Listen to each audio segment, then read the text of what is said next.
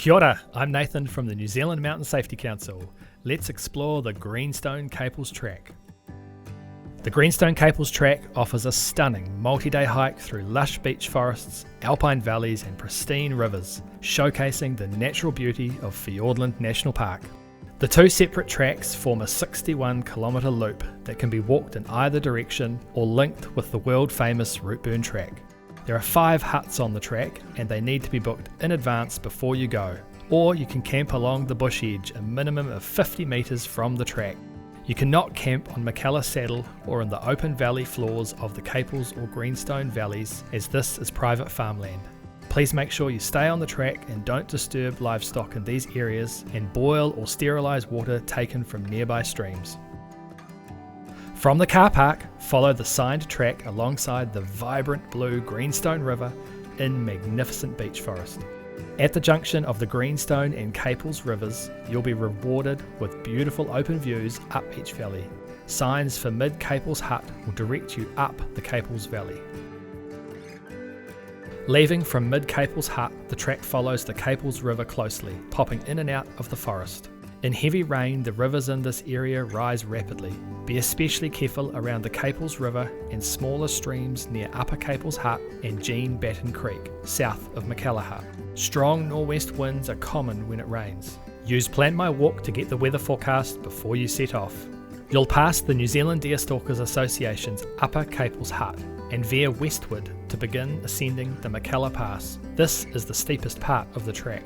The board-walked track across McKellar Saddle gives great views while protecting the fragile subalpine environment. Be wary of southerly wind changes, which can bring rapidly deteriorating conditions as there is no shelter on the saddle. Follow the signs and markers that zigzag downwards to the turn-off for the Routeburn Track and the Divide, continuing past that around Lake McKellar and south to arrive at McKellar Hut.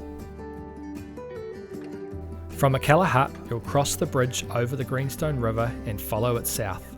It's a relatively easy valley walk, alternating between tussock flats and bush, until the track reaches a gorge through an old landslide.